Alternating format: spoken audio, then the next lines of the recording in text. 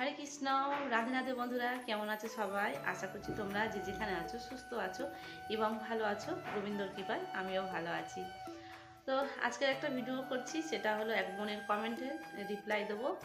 আর সেই বোন অনেক কিছু প্রশ্ন আমার কাছে করেছে, তো সেই জন্য ভাবলাম যে আমি প্রশ্নের উত্তরটা আমি একটা ভিডিও করে দেব। আজ এই ভিডিওটা করলে কী হবে, সবারই দেখে যাতে একটু উপকার হয়, তো সেই জন্য এই ভিডিওটাই করা। কারণ আমি একটা কমেন্টের উত্তর দিতে গেলে অনেকটা বড় হয়ে যাবে, আর সমস্তটা একটা কমেন্টের রিপ্লাইয়ের মধ্যে হয়ে ওঠে না সমস্তটা কিছু বলার মতন। তো সেই জন্য ভাবলাম একটা ভিডিও করি। তো প্রশ্নটা কী ছিল সেটা তোমাদেরকে পড়ে এক্ষুনি শোনাচ্ছি, বোনটা কি কমেন্ট করেছে। বোনটার নাম হলো সংযুক্তা সরকার। তো লিখেছে, গোপাল আমিও নিতে চাই, তাকে কি কি করতে হবে একটু বলবেন, আর কোথা থেকে কিনলে ভালো হবে একটু বলবেন প্লিজ। আপনার কাছ থেকে গোপাল সমস্ত কাজ কিভাবে করতে হবে একটু বলবেন। আর আমার বেবি এই 2.5 ইয়ার্স, এখন কি আমি নিতে পারবো? রাধে রাধে। দেখো, বোনটা এটাই কমেন্ট করেছে। তো বোনের কমেন্টটা তো তোমরা শুনেছো। তো সেই বোন হলো গোপাল নিতে চাইছে। তো গোপাল কোথা থেকে নেবে? প্রথম কথা হলো গোপালকে কি কি করতে, কোথা থেকে গোপাল নেবে, আর কি কি করতে হবে। তো দেখো, গোপাল এবার আমি নেওয়ার কথাটাই প্রথমে শুরু করছি। সেই বোন, ধরো সেই সংযুক্তা বোন কোথার বাড়ি, কোথায় বাড়ি সেটা আমি ঠিক জানি না। তো আমি তো ঠিক জানি না। তো আমি যেখান থেকে আমার গোপুসোনাকে এনেছি সেখানকার ঠিকানা দিতে পারি, যদি সম্ভব হয় তোমরা সেখান থেকে নিয়ে নিতে পারো। আর তার জন্য কিন্তু এই ভিডিওটা দেখে একটা কমেন্ট করতে হবে। আর সেই কমেন্টে যদি করো তাহলে আমি আমার হোয়াটসঅ্যাপ নাম্বারটা দিয়ে দেবো, দিলে সেখানে কন্ট্যাক্ট করতে পারো আমার সঙ্গে।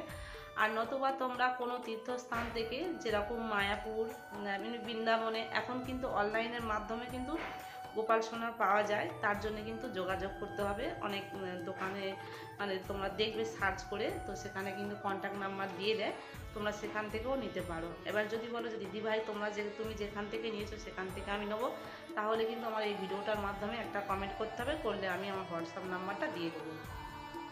তবে একটা জিনিস দেখো, আমি তোমাদের একটা কথা বলি, যে নবদ্বীপে কিন্তু আমি গোপাল সোনাকে আনিনি। আমার অনেক অনেক যারা নিয়েছে তাদেরকে দেখেছি, যে নবদ্বীপে যারা গোপাল নিয়ে এসছে, অনেক দোকান, ভালো দোকান আছে, তারই মধ্যে কিন্তু আমি অনেক গোপালকে দেখেছি যারা নিয়ে এসছে, সেই গোপাল কিন্তু বেশি দিন ভালো থাকে না, কারণ গোপাল কিন্তু খুব তাড়াতাড়ি কালো হয়ে যায়। এটা কিন্তু আমি দেখেছি, অনেক গোপালকে দেখেছি, তাদেরকে জিজ্ঞাসা করেছি, তারাই বলেছে নবদ্বীপে আনা।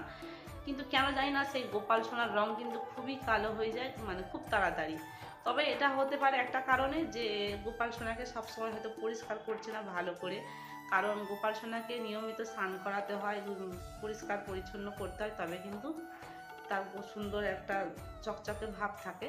তো সেই জন্য বলছি, আমি অনেকেরই দেখেছি যারা তীর্থস্থান থেকে নিয়ে এসছে, অনেকেই এটা নিয়ে বলেছে যে আমার 2 দিনের মধ্যেই কালো হয়ে গেছে। তো জানি না কেন, তবে সব দোকানে তো আর সমান হয় না, তো সেই জন্য বলছি। তবে আমার গোপাল তো তোমরা দেখেছো, আমার গোপাল কিন্তু সবসময় কিন্তু একই রকম রয়েছে।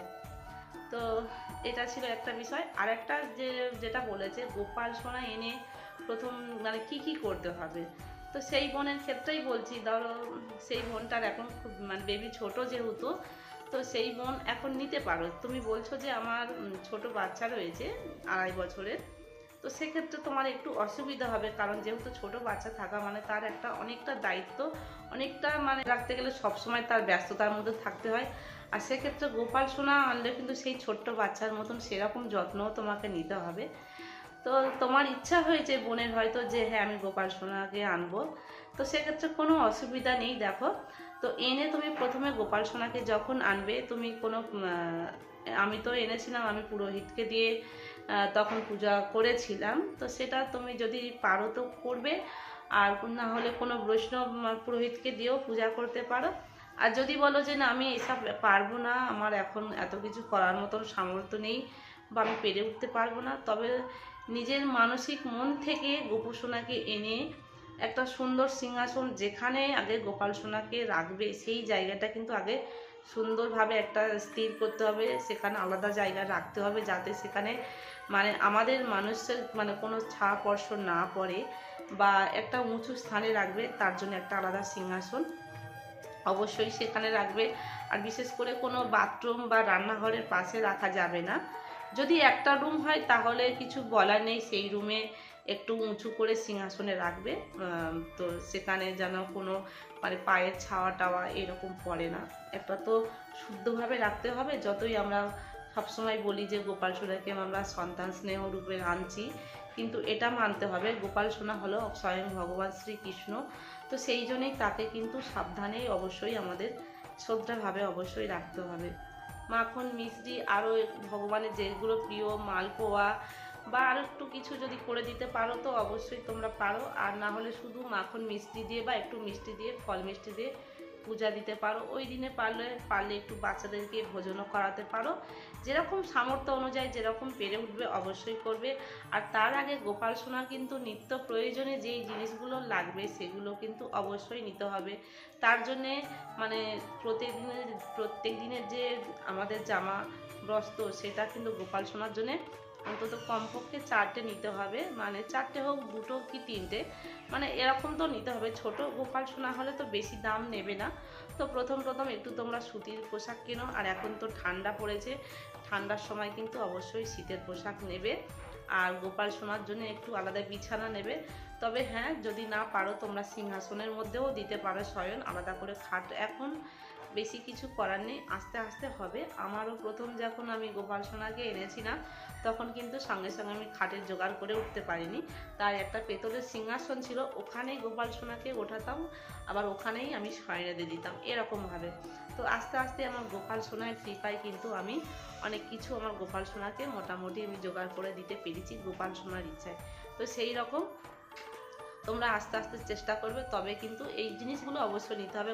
গোপাল সোনার জন্য একটা আলাদা যেটা ভোগ লাগাবে, একটা জলের গ্লাস, তো সমস্তটা কিছু জামা কাপড়, তো এগুলো তো লাগবে। এটা তো তোমরা জানো, এটা বলার মানে কিছু নেই, তবুও বলে দিচ্ছি। আর গোপাল সোনাকে কিন্তু দিনে অন্তত 3বার তোমরা ভোগ লাগাবে। তো অনেকেই হয়তো ভাবছো গোপাল সোনাকে কি বেলাতে দুপুরবেলা ভোগ লাগালে কি অসুবিধা হবে, এই রকম মনে হয়। কারণ অনেকে কি করে না, সংসারের সমস্ত কাজকর্ম সেরে তবে নিজেরা খেয়ে দিয়ে তবে গোপালকে ভোগ লাগায়। এটা কিন্তু কখনো করো না। এটা যদি তুমি করো তাহলে এখন কিন্তু গোপালকে আনার কোনো দরকার নেই, কারণ সবার আগে কিন্তু গোপাল সোনাকে ভোগ লাগাতে হবে। তো সেই জন্য বলছি, যদি চেষ্টা করবে তোমরা অন্তত 8টা, সাড়ে 8টার মধ্যে 9টার মধ্যে গোপাল সোনাকে ভোগ লাগিয়ে দেবে। এই না যে গোপাল সোনাকে আমরা কি করি, অনেকেই আছে আমি দেখেছি সমস্ত সংসারের কাজকর্ম সেরে নিজেরা খাওয়া দাওয়া সেরে নিয়ে একদম সেই দুপুরবেলা তখন হয়তো 7 ঘন্টা বাজে কিছু হয়তো একটু লকুলদানা জল বাতাসা এরকম দিয়ে গোপালকে সেবা দিচ্ছে। তো এই রকমটা তোমরা কখনো ভুলিয়ে করো না।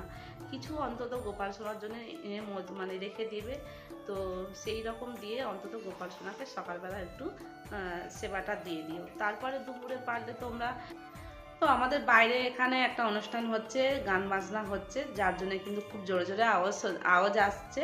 তো সেই কারণে আমার গোপাল সোনার কাছে বসে আমি ভিডিও করতে পারিনি, বাড়ির ভেতরেই ভিডিওটা করছি।